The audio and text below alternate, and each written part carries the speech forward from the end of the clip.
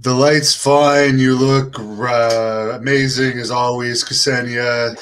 We are live right Thank you. now with the top Russian wrestling YouTuber, Ksenia, who is now relocated, at least temporarily, to Florida, which we're going to get more information on.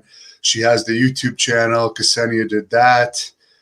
And she's doing a lot of traveling lately, and I've been following her journey, which is very impressive. You've now actually moved into an apartment in Florida. Maybe you could start by telling us what made you move to Florida. Basically, wrestling made me move to Florida, obviously, because there's so much wrestling so tightly packed in Florida, in Jacksonville, in Orlando, in Tampa, wherever. So I just want to be closer to what I love and to what I do. I guess you could say for a living. It's part of it. So I've been wanting to make wrestling like the main thing that I do for a while now, and this is just another step in the right direction. Yeah, you're definitely in the hotbed for wrestling, and you have grown a lot in followers since coming to Florida, which is very impressive. And you've even been on AEW TV numerous times now. Very much so, yeah. Getting my TV time in. And honestly, it's helped a lot actually with exposure. And I'm not one of those people who like, and nothing wrong with that, but I'm still not one of those people who go to wrestling shows to get exposure. Um, I know like some people have been messaging me like, oh, like you're always on hard cam, like well, what's the thing, what's the deal with that? But to me, honestly, when I try and look for seats at wrestling show, I usually go for something that would have me the closest to the action. I don't really care for the cameras that much, but it just coincides usually that the closer you are to the action, the more you are on TV. And actually, at AW Road Rager, it was my first time being front row in like 9 years maybe, because it is hard to get front row tickets, and I enjoyed it immensely. And like I don't mind people saying that I'm trying to like get exposure or whatever, which aren't we all? But that wasn't the reason that I was there. I actually love wrestling people. Newsflash. Yeah, you might be AEW's biggest fan at this point, actually having moved from Russia to Florida so you could attend the events. How many events have you attended just from AEW? Because I know you've been to NXT now as well. Yeah. I think I attended starting the end of May and up until now. I attended every single Dynamite that had crowds because they did tape one or two without the crowd. But all the other ones I did attend, I can't even count right now. Like how many is that? Many. That's many. That's just a whole month and a half of AEW TV. That's what I attended. Yeah, that's pretty crazy. And I assume you buy tickets to all of these, or are you close enough with some of the wrestlers in AEW now where they can hook you up with tickets? Yeah, no, I buy tickets. And the thing is, I think I've even talked about it in another interview that, like, even when I am close with wrestlers and when I know I can get a pass, I usually tend to just buy tickets because, first of all, I want to support the thing that I love. And it's not like I can't afford it. So I just buy tickets. And also, way I have like more control over where I'm actually seated. And also when I get accredited, I still sometimes prefer to pick my own seats because I just, as I said, I like to be really close to the thing. And all the like friends and family seats and media seats are usually way further than that from the ring. And I'm a mark, so I want to be closer to the ring. Well, everyone in the wrestling business is a mark because Yes, that's what makes them want to be very in the much so. business. Unless you're a big superstar in another domain that's just making millions just to get paid to wrestle, you'd have to be in the business because you're a super mark that loves it enough to be involved in it. That's my view on it. Do you plan on training at all I anymore agree to be a pro completely. wrestler? Sorry, there's a bit of a delay because of the No, line. why do people keep asking me that? To train to be a wrestler? Yeah, sorry about that. Why do people keep asking me about the training thing? No. Why, why would they do that? I'm much into like the media thing when it comes to wrestling, so I don't see it necessary because like there are so many great wrestlers in the world. There are so many great wrestlers on the indies. So like, why would they go and train just because to take someone's spot or like to I don't know to do whatever? Because like I've never really been interested in like the wrestling aspect of it for me personally. Um, I'm a journalist. I love what I do. I love interviewing people. I love making content. So why would they train to wrestle? I want to. Well, because your fans want to see you in the wrestling business as a manager or a wrestler. So I think the more popular you get, the more you're going to get that question, whether you like it or not. You have the look. I mean, I am very open to working as a manager, and I do have the gimmick and the whole shebang, but not wrestling. Wrestling like that's the one part of the on-screen realm that I am open to and that I can be in, but I am not a wrestler. I don't think I ever will be. I know you're a big fan of Tyler Breeze, who was recently released by WWE. What are your Yeah. thoughts on that? And I believe he has a school in Florida. Is there any chance you're going to actually visit that school and perhaps make a video from there while you're in town?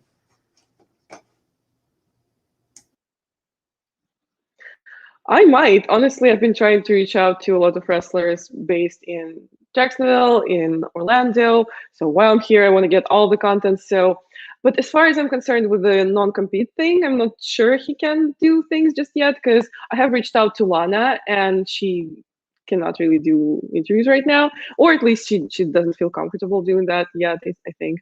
Um, so yeah, I might actually do that. I might reach out, and it is still like it's your like automatic response when a favorite gets released. You're like sad. You're like, oh my god, like they had so many.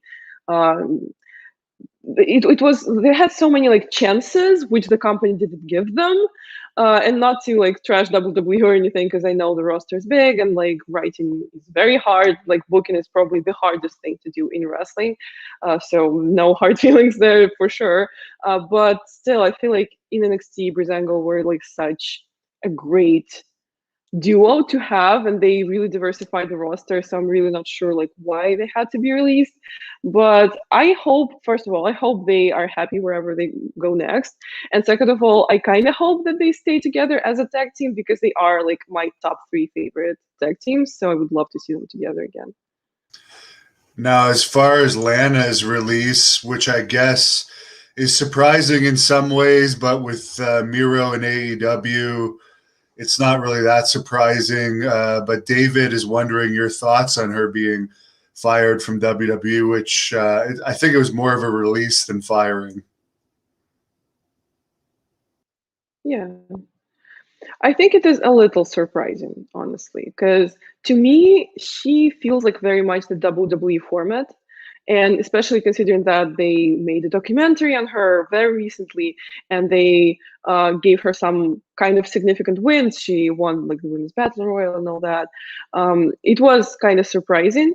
But also, for the longest time, as a fan watching her in WWE, it did kind of feel like it was unfulfilling to her, which if that is the case, I hope I hope she's happier where. But also, contrary to popular opinion, I do not really think she's going to go to AEW because I don't think just the way that she presents herself and the way that she wrestles to like her in ring style is not very AEW. Of course, they could like train her because we've seen uh, Tay Conti get very much repackaged and very much fit the format of AEW, which is great job on Dustin Rhodes' part, I guess. But I really don't think Lana is going to AEW at least now because I think she's very much um, a multifaceted performer and personality. I know she does modeling. I know she does like all kinds of like fashion things. She vlogs. So I think for now she might actually stay more in that realm, like as an internet personality. But I know that she also loves wrestling very much, which many people kind of overlook about her. But she's in love with that industry. So I think she might do like some appearances here and there. But we'll see what happens. I will be happy to see her in AEW, but I just don't think it's gonna happen yet. Yeah, I believe it came out last year around the time where WWE was cracking down on wrestlers' social media accounts that she made something like over 600,000 a year off of Instagram posts. So she's not going to be hurting for money if she still has that to fall back on. Yeah, and then people started speculating that all of WWE's social media policies are like her fault, which is, crazy because like she's just making her living. She's just doing like what brings her money, and it's just even if it did trigger the thing, it's still not her fault. I don't know how much pizza you ate in Russia, but David wants to know if you like pizza, and maybe you could follow that up with telling us what your favorite toppings are on a pizza.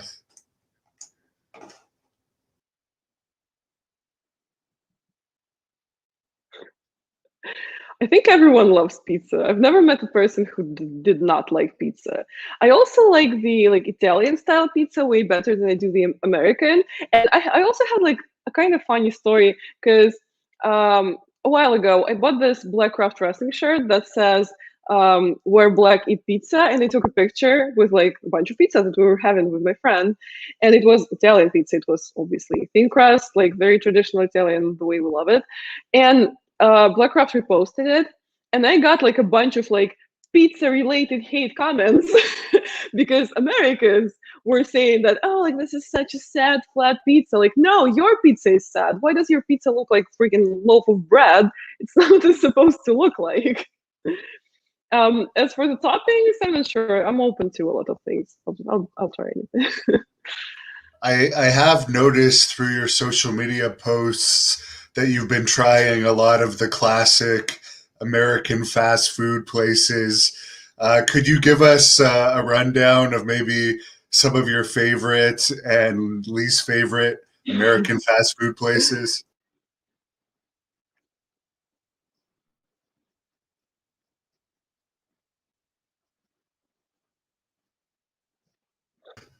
Uh-oh, you froze for a second. Sure. I'm actually making a video about it. It's gonna be on my channel pretty soon. I don't know when to stop because like I've been doing this video for like a while. I went to like 7 different places at this point, and I'm like, where do I actually wrap up the video and just start living the life? So I guess I'll just stop with the video and I'll just release it soon. And also, someone commented about the taco festival that's going to be tomorrow in Jacksonville. I am going to be there. I'm going to be with Mission Pro Wrestling. So if you're in Jacksonville, come say hi. But yeah, I've been trying a lot of new places, and honestly, it's a little embarrassing to admit, but I also talked about it on Samira's interview too, that I did like maybe 2 weeks ago. I am obsessed with Cheesecake Factory. Like they just they just won me over. This is like the one place that they keep coming back to because like just the menu is so huge and everything they've tried at least is really good. So I just keep coming back there. I think I could eat there like every day. The worst ones, I'm not sure because I think I kind of liked everything that I tried.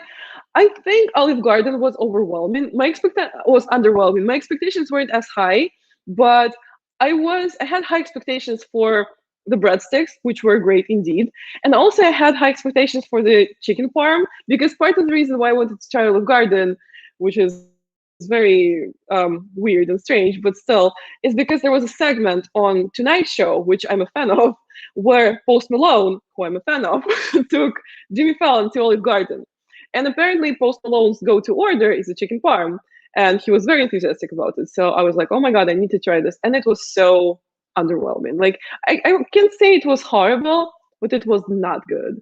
So just had to settle for the impression that the breadsticks set for me for Olive Garden. But I don't think I'm coming back to Olive Garden anytime soon.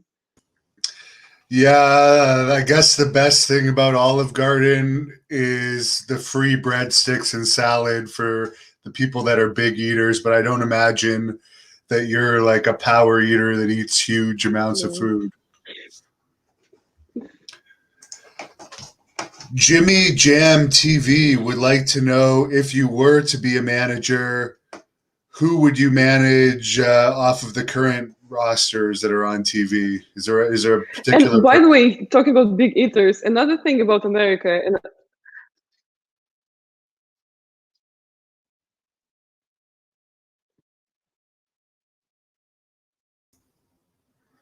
Sorry, we lost you for a second. you were freezing during the last question. I did not catch that whatsoever. Sorry. Okay. Well, you froze up when you were talking about big eaters. So maybe finish that.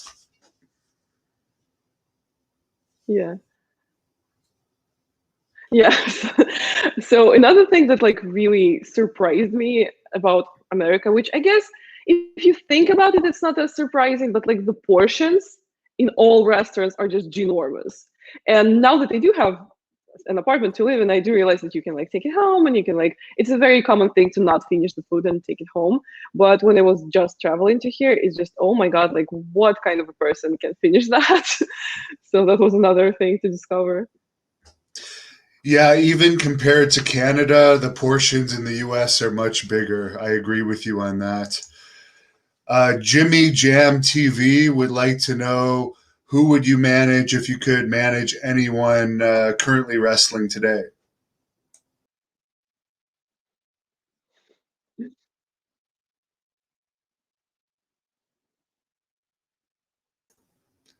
I don't know if you could hear that. I guess you have a bit of a Wi-Fi Current issue. wrestlers in AW or in WWE or wherever? That was the Let's just say question. wherever. Let's say anywhere on TV.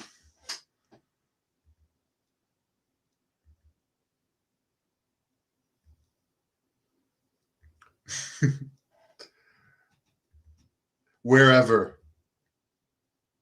As I think we may have lost you. Wherever. Okay. That's a good question because like one thing. Oh, can you hear me now? Am I here? Am I there? Yeah, you're there. I can hear you. I can hear you fully now. Sorry. Oh, okay, that's perfect.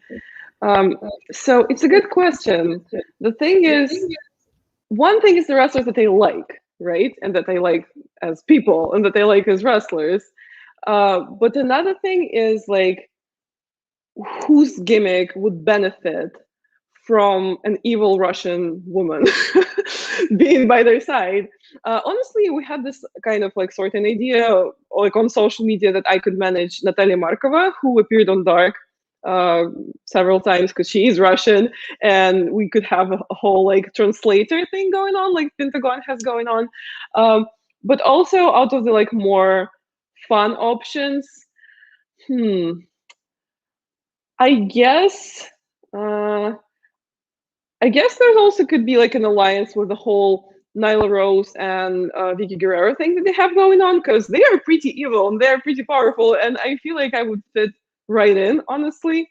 Um, if we're talking WWE, maybe you know what? I think Ziggler kind of needs a repackage actually, and he has had like Lana by his side at one point, so maybe we could revisit that and like make it the better version of that. And that's not to say that Lana is bad in any way, or you know that I love Lana, but Ziggler has been like making a lot of jokes on Twitter recently too that it does not even feel like he works in WWE anymore. So I think it could really use a revamp.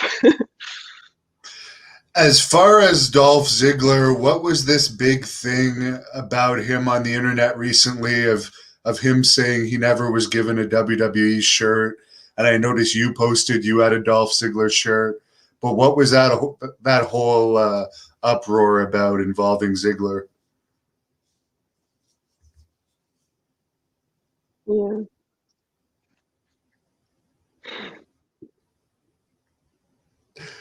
There might be a bit of a connection issue. No, there wasn't like in the pro or anything. It's just someone.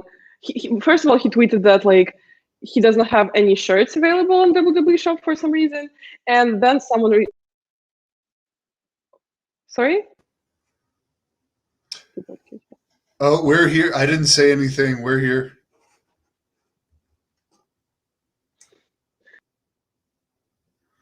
Oh, we may have temporarily lost her. I won't I won't bring this interview much longer because I think she has a connection issue. She moved from a hotel to an apartment in Florida. I'm back. There she I is think back. it took me entirely out the stream. Sorry. It's okay. Well, we can hear you now. You were starting to answer the Dolph Ziggler question. Yes. So at first he just tweeted that there isn't any merch of his available on WWE Shop for some reason, for whatever reason. And then someone responded that like, oh, I've never seen anyone wear a Dolph Ziggler shirt. So that kind of grinded my gears. So I like just photo dumped every single picture of me wearing Dolph Ziggler merch, which I wear it a lot, honestly. And I did a video a while back, which I do need to film an update on all the wrestling shirts that they have. And at that time, that number was like around 45.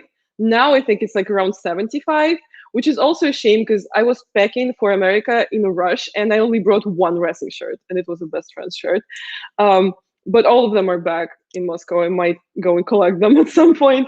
Even in that video, when I was like classifying the shirts, I realized that Ziggler merch is like the biggest category by wrestler. Like he's the wrestler whose merch items I own the most of. So yeah, I just had to clap back at that person because I wear them a lot. Here's an interesting question. I don't know if you can answer this. Is Putin actually good at judo, or do they let him win because of who he is? Well, first of all, I do not know much about judo. Like I am not a good judge in this. But second of all, of course he is good. He's the best. Is it true? I heard a rumor that during COVID they put lions on the street. Is that just a crazy rumor to keep people in their houses? What? Where would they even get so many lions to put on the streets? It didn't even make any sense, but people were reporting this, and I wanted to ask you about it. Also, it doesn't feel like the climate would be comfortable whatsoever for a lion to just roam the streets of, say, Moscow. No, I've never heard of that. It's my first time hearing. Maybe it was like some sort of like publicity stunt, or like maybe like one rogue lion like escaped a zoo and people just made the thing out of it. I don't know. It's my first time hearing of it. Maverick would like to know how long you plan to stay in the US. Well, for now, I'm staying until September, but then I might come back. And honestly, like the end goal is relocating. Like the end goal is figuring out a way to actually stay here. Yes, I was there recently for 3 months, and unfortunately, because of the people never take into account the visa issues, it's not like people can just stay there forever, unfortunately. Right? Because like people ask me like, oh, like why do you have to leave? Why don't you just stay? Oh, like stay in America. Like, dude, I wish. Like it's not that simple. Well, you have a marriage proposition here if you want some help to stay. Get that green card. Yeah. What do you think about AEW actually doing a 0.4 rating this week, which is very close to what Raw has been doing lately? They also surpassed 1 million viewers last week, right, for Fighter Fest. Yeah, that's honestly so cool. Like it's just delightful for me to watch AEW grow, because first of all, it's a freaking great red hot wrestling promotion right now. Because like even at Fighter Fest, of course the crowds are back and maybe a little more hype than they would usually be, but still, so many wrestlers got huge pops, like Britt Baker, Hangman. People are excited to watch, and it shows and it influences the product, because I always say that the fans are like such a big part of the product when it comes to wrestling, and it really adds to the product. And also, of course, the whole competition factor, because like I hope it makes WWE kind of step up their game, because honestly, for Money in the Bank, which is one of the most fun pay-per-views in my opinion, it's like very gimmicky, just the way that I like it, but I'm not excited for those lineups. I don't know, even though like Vega is back, which is cool, but still it just doesn't with WWE and WWE storylines recently, the question has been, so what? Because like there would be a feud of two great wrestlers who show great matches, who have great in ring, obviously, who you're excited to watch because you've known them for a while and you've been a fan for a while. But then just the feud itself just makes you go like, sure, this person wins or this person loses, so what? And with AEW, for me, it's been a whole rediscovery of the feeling of actually caring about the results in wrestling, which I don't think is a horrible thing to not care because, in the end of the day, especially me being a creator, we analyze a lot and we predict a lot and stuff like that. But still, for me, when I went to the Dynamite where Sammy Guevara and MJF had a match, I found myself very invested. Like I gave a crap about who would win this match. I was rooting for MJF because I am an MJF fangirl. Um, and when he won, I like popped. And last time I was so excited about a wrestling match result was when Miz won the WWE title last time, which again, it wasn't like a meaningful feud or a meaningful match. It was just a cash in of my favorite wrestler, which obviously I was excited for. But AEW is like making me care about what happens next again, and it's a really cool, exciting, forgotten feeling. I recently watched a few dark shows, and I noticed they're still not appearing to have live fans other than the wrestlers pretending to be fans. Have you heard if they're going to stop this anytime soon now that we've experienced fans back and it's so much better? Or do you think they're going to keep doing dark in front of like the wrestler crowd? Actually, that's not even correct as of right now, because like yes, the last Dark was filmed without an audience, but that was like the last Dark before they went on the road, and that's why they filmed it like that. But at Road Rager in Miami, at Fighter Fest in Texas, at two of the previous shows before they went on the road, they did film Dark and Elevation with a live crowd, and they're also doing it like in a very smart way, which I can't help but admire. Because when I went to Road Rager in Miami, they filmed Elevation before the show and Dark after the show. And Dark is usually a little more stacked with like main roster talent. And I think it's a really smart thing to do because first you film Elevation while people are like still coming into the arena and like no one is gonna like stand up and leave when the show is like about to start in 20 minutes. And then they do Dark after the show and they do like brief announcements. They like someone would come out like Cody or whoever and say that, oh, like don't leave after the show because on Dark you'll see this person, this person. For example, at Road Rage, they were like, don't leave because on Dark you'll see Jurassic Express and Sting and Darby Allin. So people know what to expect and they don't want to leave. And the crowd is still like kind of fresh for Dynamite because when they did film both Elevation and Dark before Dynamite, you know, people get tired. Like that's a lot of wrestling. But I think like the structure that they have going on is very smart. And honestly, I enjoy Dark a lot. Like some of you know that I used to do like fan commentary for Dark, which I quit quite a while ago.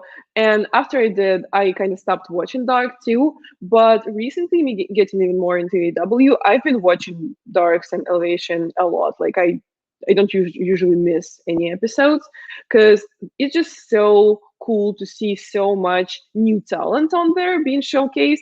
And then when you watch Dynamite and when that talent transitions to the main roster, I guess you could say, it's more like it makes more sense. It's just more exciting. And I really feel like the Darks and Elevations really add to the main product. And I'm really excited for them to add Rampage to that too. I'm really excited to see how that will work out. Yeah, I understand that the taping this week for Dynamite and Elevation went something like 5.5 hours, which is a really long time to keep an audience. Yeah. But from what I understood, the audience stayed. So, And what was especially it? since we haven't had the live crowds in a while, people are just excited for wrestling. And when I went to that first Dynamite since I arrived, which was the Dynamite before Double or Nothing, even then, like they filmed Dark first, and Downton Dark would get like pops because people were just excited for wrestling. They're great too, but like obviously there's a factor of people just being so hungry for a live wrestling show, which is very exciting to also to see on TV and live. And as far as the show in Miami that you attended, how was Miami to go to Miami? As my dog's sitting up here to say hi to you, but how was your experience in Miami overall? Oh, it was great. It was my first time in Miami too. And it's so funny because like whenever I go somewhere, anywhere, because I am flying to New Jersey next weekend for GCW. Um, and every time I go somewhere, there will be a person or several people who go like, "Oh, why would you go there? It's so dangerous there." And when I was going to Miami, people were like scaring me, like, "Oh my God, it's such a dangerous city." But I did not get an impression of that whatsoever. Maybe it's because I was staying like within downtown most of the time, where the arena is, and it was really nice. It's like really, it's a beautiful city. It looks like a weird like cross between Moscow, Orlando, and Las Vegas, which I dig. I loved it there. And Miami has like a better nightlife, I guess you could say, than Jacksonville, because like everything closes at 2 a.m. in Jacksonville. So I had a lot of fun in Miami. Colonel Quayle wants to know your thoughts on WWE seemingly having a double standard as far as wrestlers getting arrested for DUIs, etc. He's probably referring to Jimmy Uso being arrested, I guess, for his third DUI charge recently and still being on TV. Well, I obviously don't enjoy double standards in any shape or form, but like, is there anything that wrestling does not have double standards on? Because like even WWE, when the whole speaking out thing happened, they fired Jack Gallagher without a second thought, like in a minute after it came out. But then we have certain people who are also outed still on TV and even winning titles and stuff like that. The whole gendered double standard, I'm not even going to get started on. Like you guys know perfectly well that it's a thing. So obviously there are double standards in wrestling, but also I feel like in any corporate structure that could happen because like the Usos are on TV right now a lot, and they are very meaningful to the whole Roman Reigns build. And you cannot take them off TV right now, like just business wise, you cannot do that. So from the business standpoint, I understand, but sure, not cool, not great. Someone's asking on here as well, is drunk driving, what are the views in Russia on drunk driving? Are they more relaxed? I know in Canada it's very No. strict laws. It's less in the US, but what about Russia? I'm not entirely sure because I don't drive that much, but obviously drunk driving is illegal everywhere. And I think that's the thing that I'm not entirely sure about. I think in Russia it's actually more harsh than it is in the US because here you have like a certain like percentage that you can actually like have of alcohol in your like blood or whatever. I think in Russia it's just completely like you can't even drink like one beer or anything. I think it's even harsher in Russia. I'm not 100% sure though. Very interesting.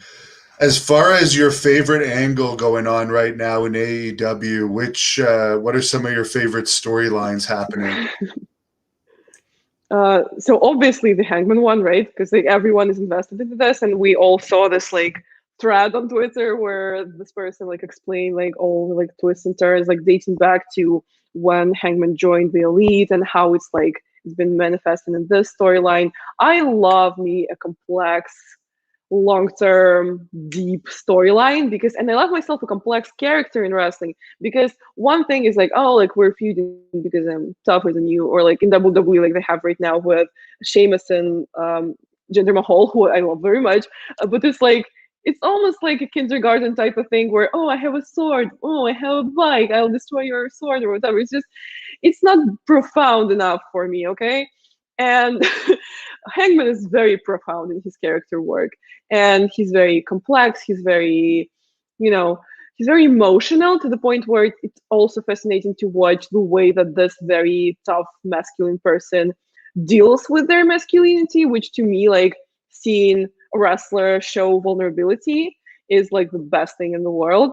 So that would definitely be a favorite. But also, before you said AEW, I wanted to also say that one of my favorite angles in wrestling right now is the Cardona versus Gage feud.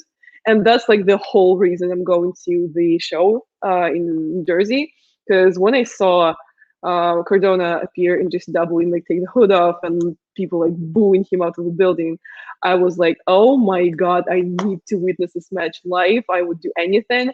Because like for me, it's like such a clash of my realities. Because I love JCW. I would say I'm a freshly converted JCW fan. I've been watching it for like maybe under a year regularly.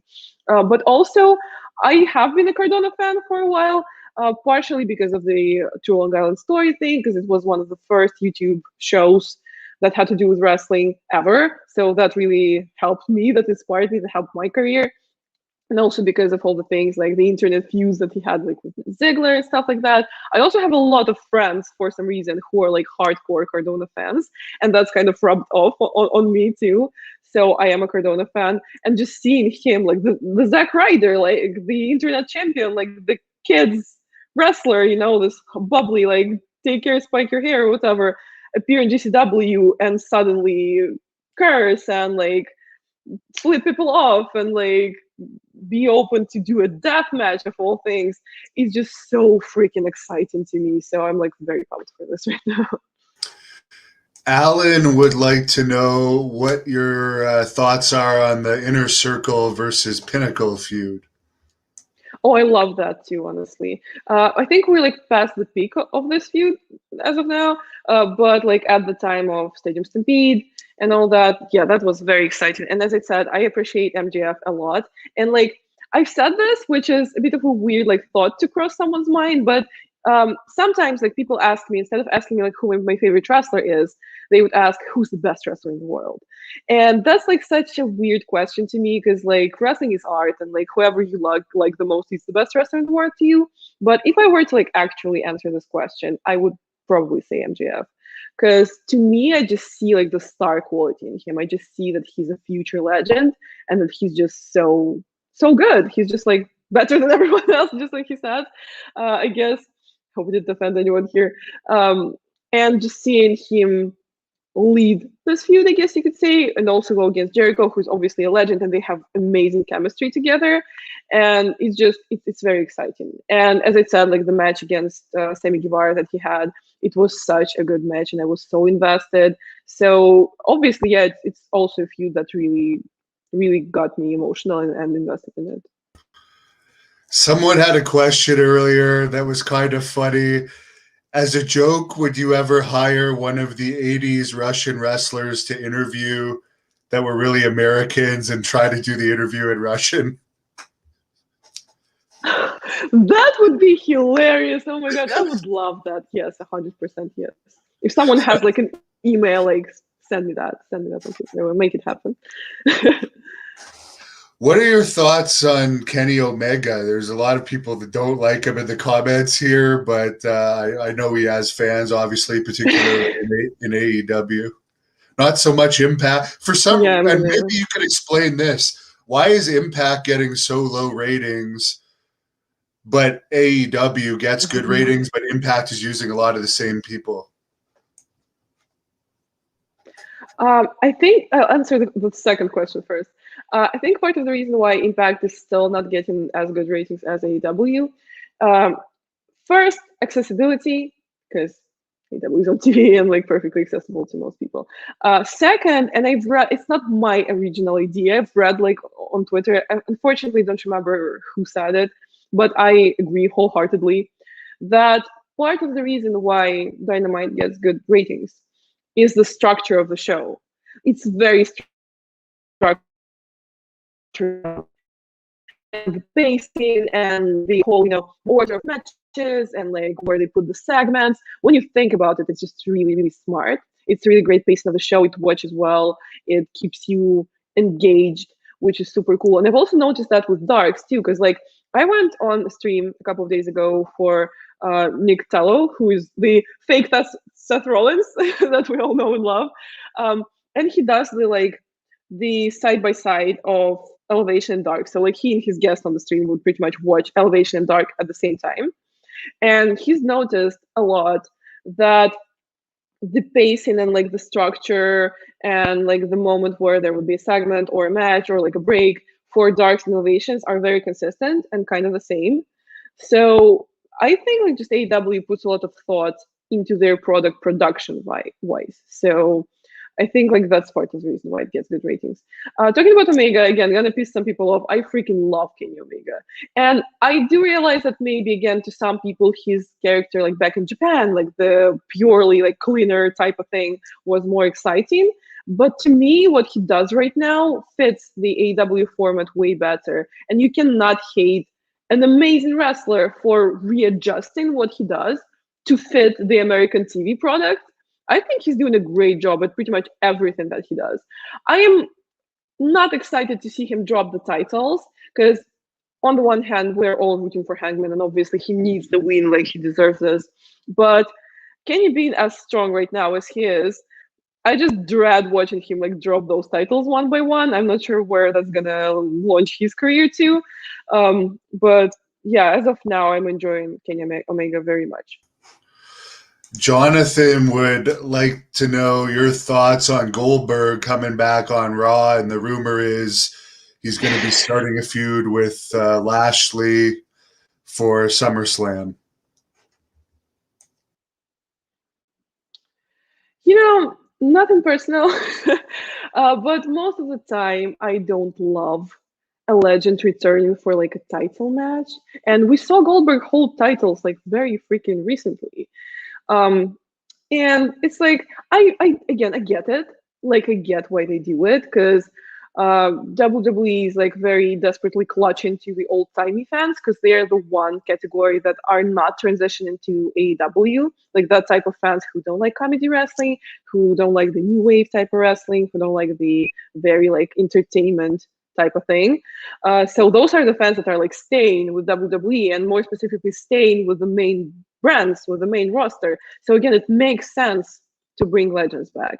But to me, it just does not excite me. I'm at the point where it's not like I'm not watching wrestling to go like, oh, I know this guy. Like I'd like to not know the guy and be excited and like actually become a fan because it was the case for me for a lot of AEW wrestlers. Like Varsity Blondes, I knew Brian Pillman, sure, but Griff Garrison I had no idea about before AEW. Wheeler Yuta has been huge this past 2 weeks, and like I've seen him like briefly outside of AEW, but he's been like killing it. And there, I could go on. Like there's so much talent that I discovered like because of AEW, because of Darks. So for me, just bringing back someone who is just like, oh, he's big, oh, a legend. It just doesn't really do the thing for me. I'm also not a Lashley fan. Not sure why. I can't tell you why. It just some wrestlers just don't do it for me, and that's one of the wrestlers who does not really do it for me. So I am not excited for that feud. I'm sorry. What do you think about it if Brock Lesnar is going to return or not? It's not looking like it if they're bringing Goldberg back. Do you think that there's a chance they'll still bring him back at SummerSlam, or do you think he's going to enjoy his time off for longer? As of now, to me, it doesn't look like he's gonna come back anytime soon. Especially not for SummerSlam. Like SummerSlam is very soon. So maybe I'll eat my words after SummerSlam, but as of now, it doesn't feel like he's coming back. Yeah. What would you do if you were in charge of WWE to make the product better than what it is? Because it seems like it's losing momentum and steam every week almost. It is a very difficult question because I want to reiterate that I'm not trying to like dunk or like hate on WWE. Obviously, I love it, and obviously, I've been watching it for so many years. And again, I realized that like as I said, booking is the hardest thing to do in wrestling. And when you have this super old, super established company, it's very hard to do. But also, I hate to say it, but I have noticed that there has been some laziness maybe on the writer's part because maybe WWE does not feel like they have to be as engaging with the new storylines because people still watch. But the two things that come to mind, one of them has to do with writing, obviously, because I feel like for most angles, writing is the problem because, like, obviously the performers aren't the problem.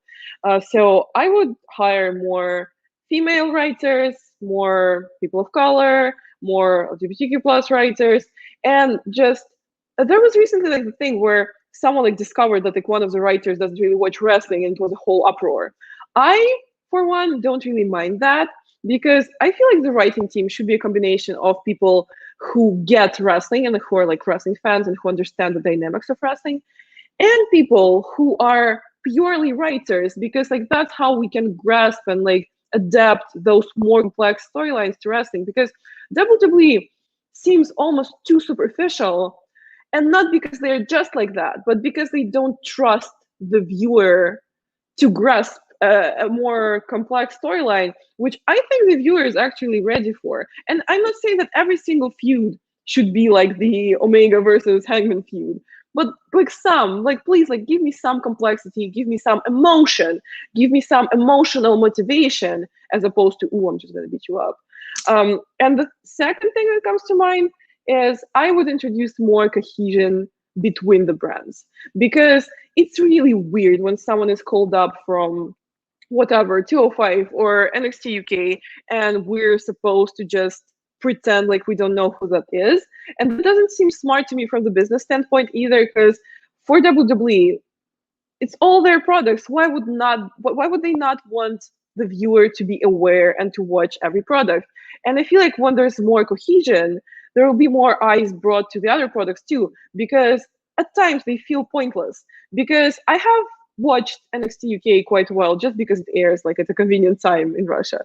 And it's, I don't know, the thing is like there's one meaningful match per show, and there's like, it seems like there's one or two meaningful feuds going on, and that's it. But they have a stacked roster. There are so many great performers on there. So say Piper Niven just got called up. For some reason, we're supposed to pretend that we forgot her name. We don't know who she is. We don't know where she came from.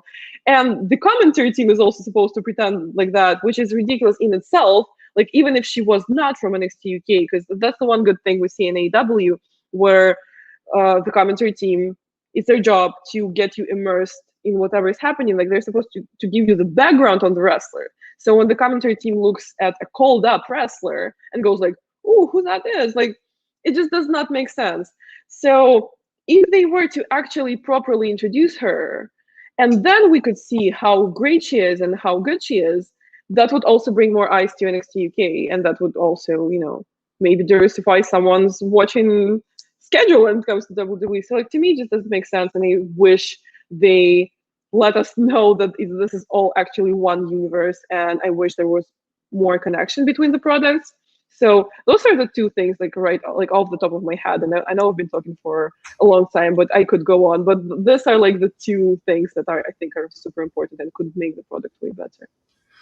Yes, because that 0.17 or 0.19 rating that they're getting on NXT, those aren't like people that are necessarily just watching NXT and not Raw and SmackDown. In all likelihood, it's the same people, maybe a few exceptions, but you have a good point there. Why pretend that those people are not the same people watching NXT? Makes no sense. And I feel like it all comes down to the way WWE writers or bookers or whoever, I don't know who makes those decisions, to the way that they perceive their viewer, which is not necessarily very pleasant. Because as I said, like, it feels like they don't trust us to keep up with long storylines. It feels like they don't trust us to grasp a complex storyline. It feels like they don't trust us to remember a performer that we saw maybe like a year ago on the main roster and then reintroduce them and go like, oh, that's a new person. Because like the same thing with, what's his name? Commander Aziz or something like that. He first debuted in like a battle royal like 2 years ago or 3 years ago under one name. Then he was on Raw Underground under another name. And then he has another name and he debuts again. And we're supposed to just not remember who that is. Like, I feel like there should be just more connection and more trust between the promotion and the viewer. And as I said, the whole thing does not have to be like that, but like, give me like a feud or two that could actually engage a long time attentive viewer. And I feel like it would pay off. What are your thoughts on the rumor that Daniel Bryan might show up in AEW and somehow get out of his WWE deal? People would go crazy if that does happen. But I don't know, as of now, it does not feel real, honestly. But also, Christian showing up did not feel real at the time. The one person that I'm waiting to show up somewhere, anywhere, is Buddy Murphy, obviously, because he's one of my absolute favorite wrestlers ever. Um, and I tweeted it a while back when they released him. I was like, wherever Buddy Murphy goes, if I do not watch this promotion actively, I will start watching it. So I would much prefer if he goes to AEW that they already watch than if he goes to like Impact or ROH, and I'll have to start watching that. Well, maybe you should go to Philadelphia September the Oh 18th. my, I've been thinking like I want to go. But also there are ROH tapings in the end of September, I think like 16th or something like that I'm going to. So if I do go there, it's going to be a lot of moving around, like Jacksonville, another Yeah. city in Florida, then Philadelphia, then back to Jacksonville, then back to Russia in September. So I don't know, but yeah, I am thinking about it hard. If you go to Philadelphia, you might see me there because I'm very interested to find out who Raven is going to manage Oh, interesting. on this particular show. But there's going to be a huge convention there, icons of wrestling. Let's go. Good opportunity to meet wrestlers and get interviews too. Yeah, maybe I should. Dannon wants to know your opinion on the whole Rhea Ripley thing, which I know nothing about, but I assume you do. I'm not sure what the Raripa thing is either, honestly. Maybe someone can give you more detail. What about this? I don't know why her name, Eva Marie. This whole angle with Eva Marie, and supposedly it was a terrible segment on Raw. I didn't see it, but I heard. It was bad. The whole thing is bad. It's just bad. I am not a fan of Eva Marie in any way. And first of all, let me just go on record and say that she's freaking gorgeous. She's probably one of the most beautiful women ever signed by WWE. But she's problematic, man. Like she's very problematic. Like when she first got released, like back then, I remember she was like very like rude and mean about wrestling on the whole, about how she like doesn't really watch and how like oh no one cares. And then she wants to come back. Like to me, the one important thing, like I can let a lot of things slide when it comes to wrestlers because they're creative people and they're just like that. But don't disrespect the business. Like, and I know it's a very broad term, and I know some people label the things that I love a lot as disrespecting the business, which obviously I don't agree with because like I love comedy wrestling and I love all kinds of ridiculous things when it comes to wrestling. But this is just like your plain and simple disrespect where you just go like, oh, no one cares about wrestling, like who gives a shit? And then you go back and then you expect people to support you or whatever. And the whole tag team with Piper Niven, the whole ridiculous new name. And like at first, when they started kind of like getting to each other, I thought they were gonna break up this team like very soon and have Piper actually shine and show that she's not this, that she's actually cool and tough and badass. But it's not happening. Like she's still there. I'm not sure what the dynamic is supposed to be there, and it's just bad. I just don't like it. Sorry. Yeah, it's from what I've seen of it, it's weird. I don't know why they think anyone would want to watch that at all. There's a couple more. There was one good fan question that I lost here, but so many. There's a lot of haters. Okay. Randy wants to know what you thought of the Damien Sandow storyline. I know you actually were on at least one interview with him a few months ago, but what did you think of him as a wrestler? Yeah. I'm not sure, again, not sure which storyline. Can you specify, please? Yes, be more specific. He was probably talking about with The Miz because you're such a Miz fan. Oh, but Amy. back in the day, yeah, that was fun. And honestly, like back in the day, Sando was. I'm not. I don't mean to say that I don't like him now. I like him a lot. Like he's also great. He's very professional, very nice to work with. But like back in the day, the whole like Sando gimmick, it was one of my favorite things going on in WWE, and it was one of the points where it made me really like start analyzing the product. And I think I've even mentioned this in a video. I'm not sure which one, but thing is, he had this feud with Sheamus, right? Where Sheamus was the babyface, and the whole entire premise of the feud was pretty much that, oh, like Sheamus, you're dumb, and Sando is smart. And it wasn't even like Sando was picking on Sheamus; it was the other way around, where Sheamus would like always make fun of him for like being the smartest and stuff like that. And that's when I stopped and was like, wait, this is a really weird face heel dynamic we're going on here. Like, what does this teach us? Like, does it teach us that being smart is bad, that you should be like ashamed of your academic success? Because like kids are watching. I hate to bring it up, I hate to be that person, but kids are watching. And that's when I started thinking that like there are some things in wrestling which I might have a problem with, but that's not because they are there.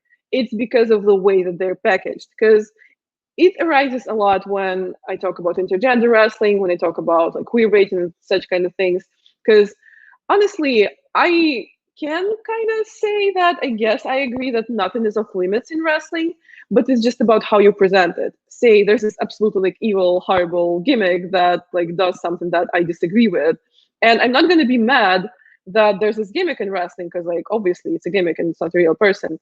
But if this person is packaged as a baby face and we're supposed to sympathize and we're supposed to support them, that's when I have a problem. So like that whole Sando and Sheamus feud made me realize that and made me really grow as a wrestling analyst, I guess you could say. So thank you, Damien Sando. The Miz thing was fun too, but it wasn't as memorable to me, I guess, as the Sheamus feud. So that's why I talked about that instead.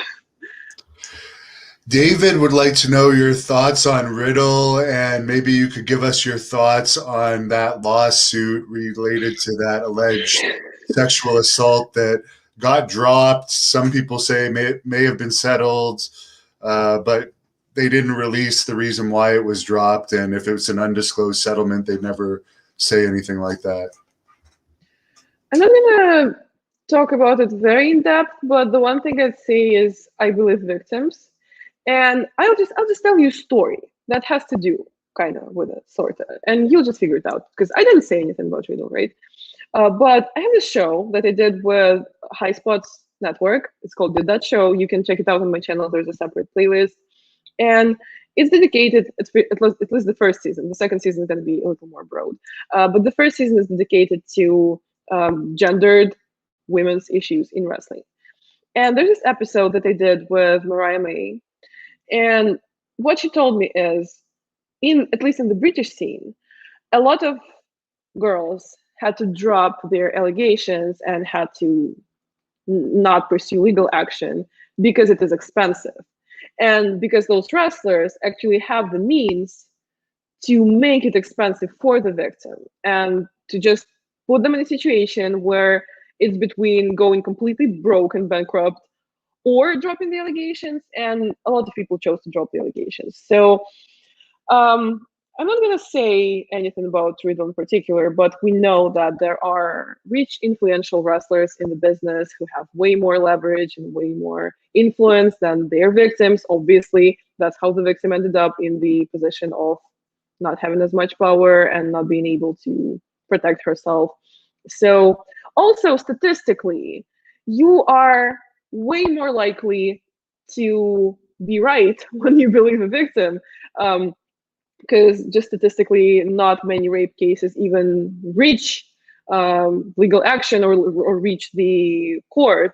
So to me, like, I would rather believe a victim and then find out that someone is lying than and condone a rapist. So that's just my stance on this. Yeah, I didn't follow that case much, but it does appear that Matt Riddle only admitted out of that he did cheat on his wife with that woman at one point. I don't know if she's still a wrestler or not. Have you heard if she's still active? I have not heard. I'm not sure. No. Layla wants to know how many tattoos you have. I know you were asking about places to get tattoos in Jacksonville. Do you have a new one at all since you've been in the US? I do have a new one, but it's weird because out of all of my tattoos, and I have 7, this one healed the worst. And I guess this is like the lesson for me on getting tattoos in very hot weather. But it's this. Can you see it? It's an olive branch.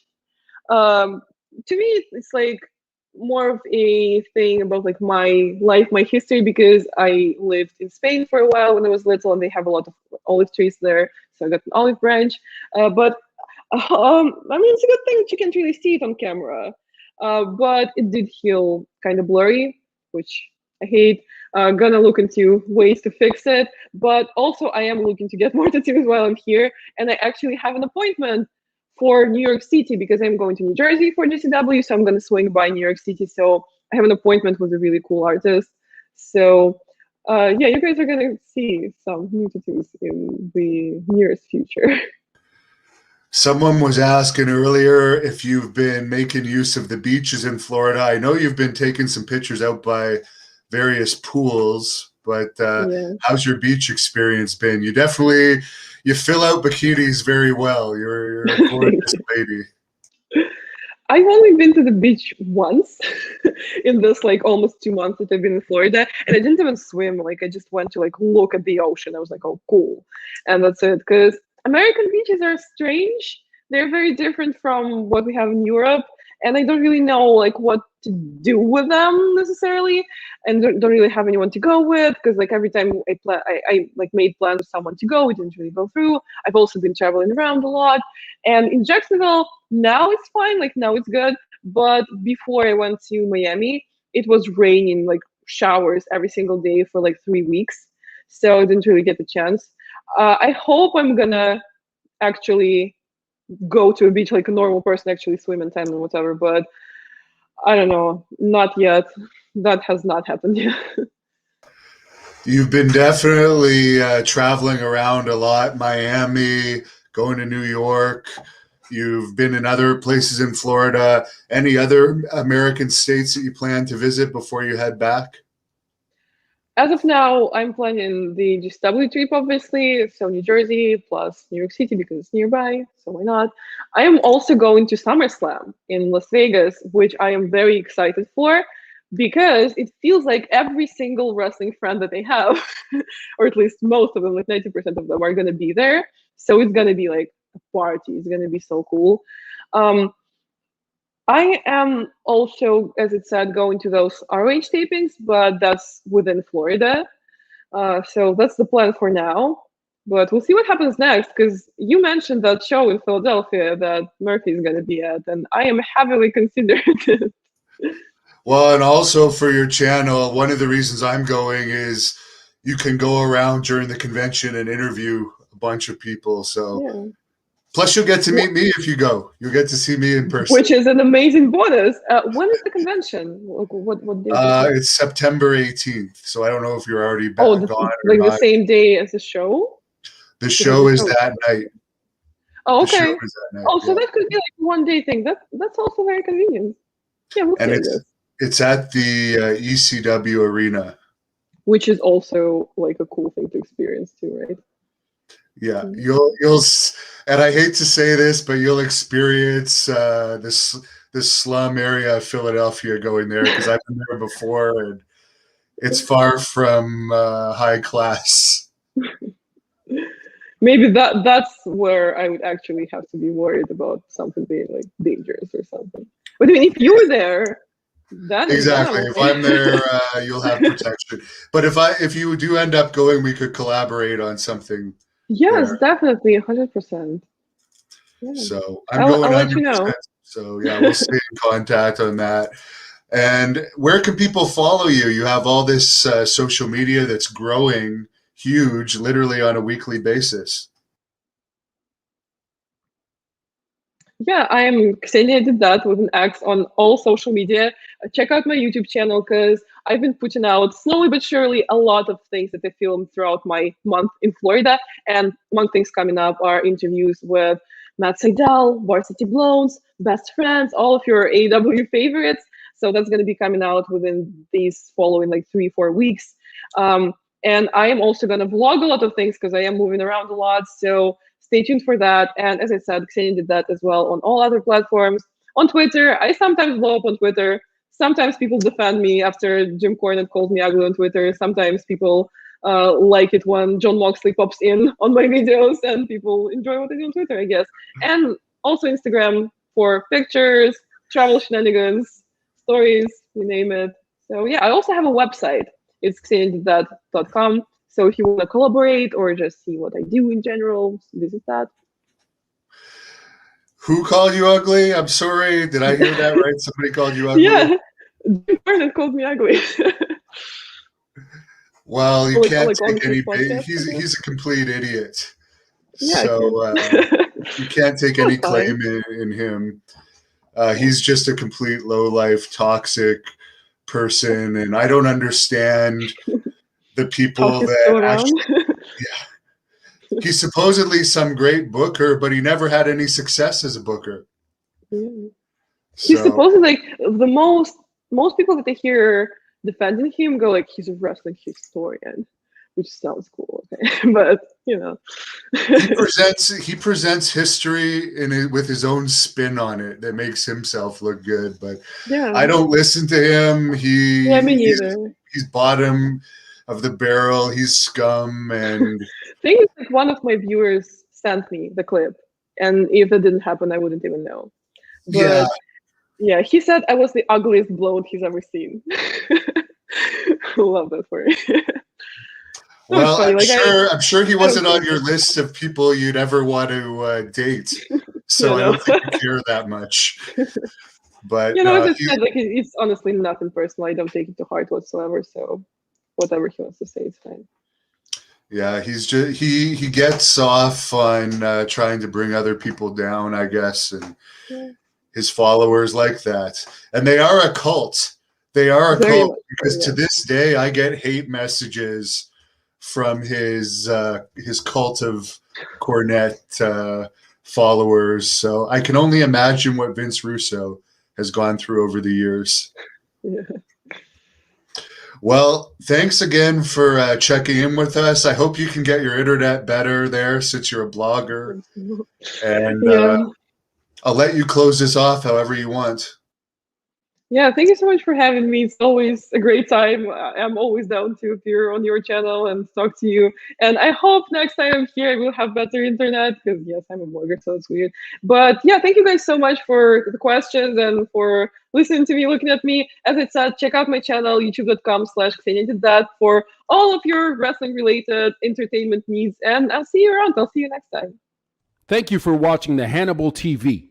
Please like this video.